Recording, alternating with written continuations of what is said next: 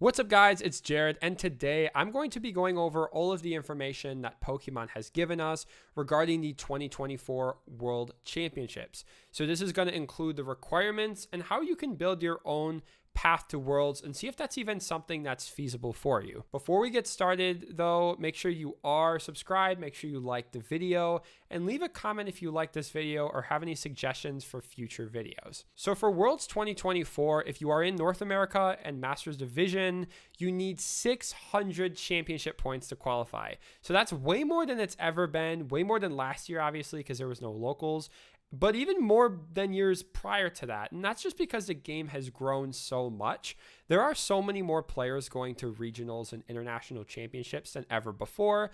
And Pokemon just needs to grow and adapt with that, which is why the championship point requirement is so high. You can also make Worlds if you win a regional or you are a finalist in any of the international championships. So this is actually a super welcome inclusion, I think, by the entire community, and just makes it so that regional champions just get their invite. You know, that's just so silly to me how someone can win a regional championships and not get the World's invite, because that's how it's always been. But Pokemon is now changing that. Also notably, there's no chase for top 16 per se, because the top 16 of North America don't get a day one buy of Worlds anymore. They just get a round one buy. And so at least I think that it's going to reduce the top 16 race. I think a lot of people are kind of going to take it a little bit easier just because you don't get to skip an entire day of Worlds anymore, just one round. So just a disclaimer first before I get into all of the points and breakdowns. Your Worlds invite is going to come from you as a player being good. Like, this is the top players in the entire world join together in one place, right? If you count, I'm going to get 20 at this event, I'm going to get 30 at this event, I'm going to get 20 more at this event. Like, you're not going to get your invite just by doing that. You need to practice the game, practice your play lines, practice your deck building, play the right deck for the event. Like, all of these fundamentals, that is what you need to do to get your Worlds invite. If you shoot for just getting 600 championship points, you are not going to get your invite or even come close. I wouldn't know because I've never gotten my Worlds invite, but I think that's just definitely the better way to go, is to say, hey, my goal is to get better as a player, not necessarily to get exactly 600 points. So with that, there are 3 different types of events that you can get your points that I will be dividing them into for the purpose of this video. Those are locals, regionals, and international championships. Starting with locals, there are 2 different types of local premier tournaments, which I'm sure many of you have been to already since they have started: League Challenges and League Cups.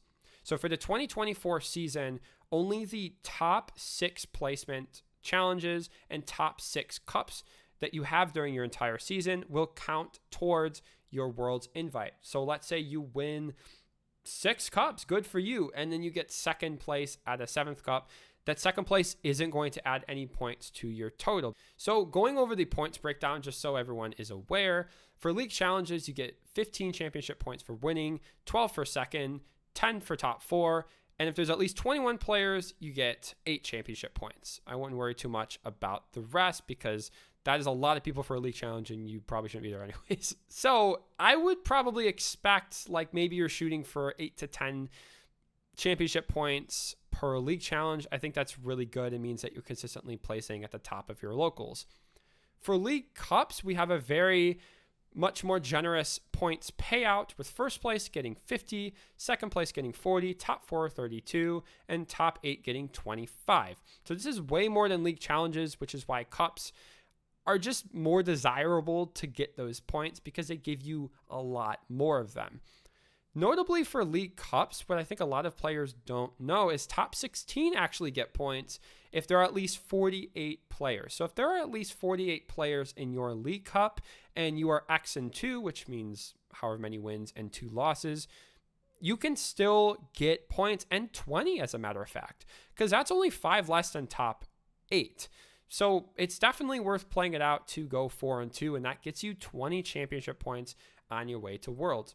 Overall for locals, again, I would just recommend consistently placing, consistently being at the top of your locals at the top of your store, just kind of trying to get points at most of the events. If you add up, like let's say you get 10 championship points for every challenge and you get 25 for every League Cup, it gets about 205 to be exact championship points, which is actually not that many. I mean, that's only a third of the way to your invite. If you consistently hit your best finish limit of 6 per season, you're going to need to place either higher than top 8 at cups or higher than top 4 of challenges, or both, or go to these other types of events, which I'm going to mention. The next type of major event that can get you points is regional championships. So this is the most accessible high level event for most players, at least in North America. There are lots of regional championships around the entire country. Currently, there are 12 announced, with plans probably to be more. I think last year there were 15, so expect around that many. Regionals also have a best finish limit of 6, which means you can only get points from your top 6 finishes. Here is the chart, and I'm going to go over this. I'm going to simplify this a little bit more, because when you see this chart, you may say, oh, well, half the people get, 80 or less championship points, when really that's not the case. So I'm going to actually be breaking this down into what you can expect for getting, depending on how well you do as a player. And just a disclaimer, this is an estimate and also based off of years past. There are way more people playing the game now, so these values might change for sure. So if you get day 2 at a regionals, expect to get 40 championship points. This probably means that you're in the top 128 of players. And all you need to do, again, is go 6-2-1 to get your 40 championship points.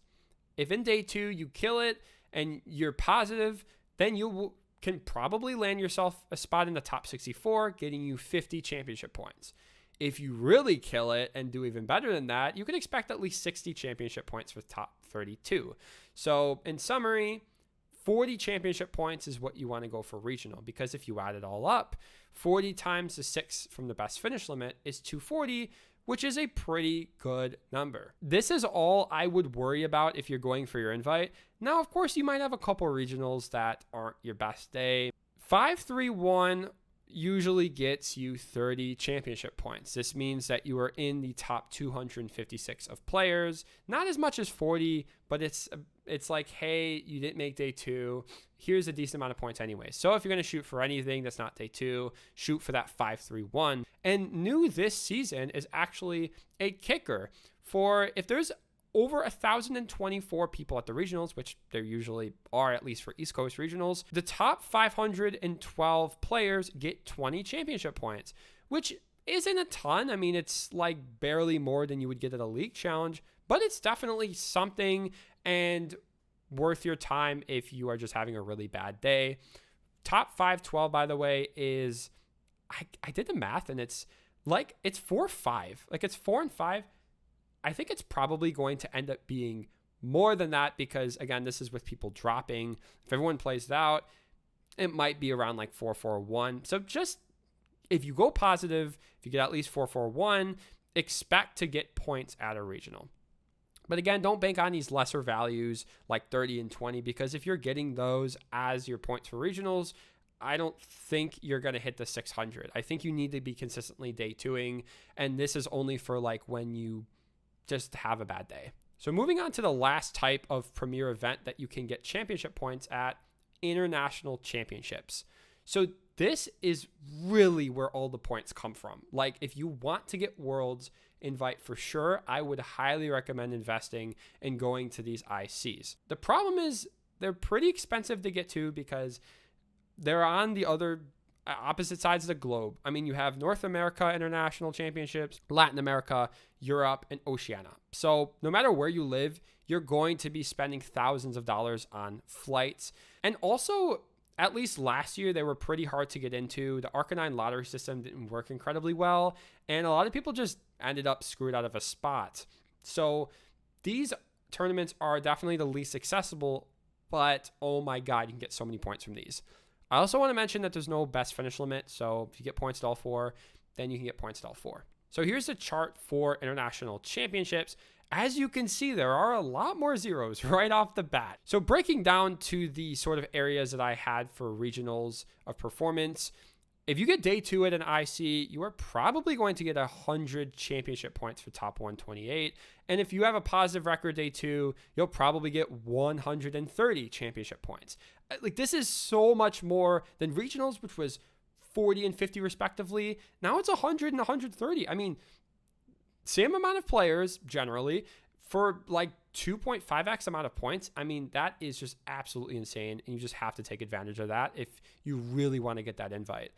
531 gets you 80 championship points. So just for going semi-positive at a tournament, you're getting 80 championship points. 4 and 5, or a little bit positive, like I mentioned, for top 512 gets you 60 championship points. Like, that's 3 times the amount of regionals championship points that you would get for that record. And for really big ICs, ones that are over 2,046 players, you can actually get 50 championship points for being in the top 1,024. Like, yeah, you heard that right. So I did the math on this, and it's like you need to go 3x1 or 3x2. Like, if you need to win 3 and tie 1 or 2 of your games, and you can get 50 championship points at like these massive ICs, which will honestly just probably be Europe and North America. So putting it all together, I wouldn't focus on the points that much. A lot of you are doing these paths and your path to victory and all that stuff. I just would not focus on that. Focus on consistently day 2ing best of 3 events, whether that be an IC or a regional, and consistently be at the top of your locals. With the 600 championship point requirement, you really need to just always be on top of your game. Last year, it was a little bit more lenient because 350 could be easily achieved by just doing super well at a few maybe. But now 600 is just a lot. Regionals hold less weight than they used to. ICs now hold a lot more weight. Well, they've always used to, but now they definitely hold a lot more weight for actually getting your invite. And obviously locals are back and are going to be packed. So yeah, I hope this video was helpful. Again, don't focus on the destination, focus on the journey, focus on getting better, focus on just improving as a player, and you'll just get your invite in no time. I'm going to be shooting for the same myself. And of course, I'll document the whole adventure that I have on this channel. So I hope you all enjoyed, and I'll see you next time.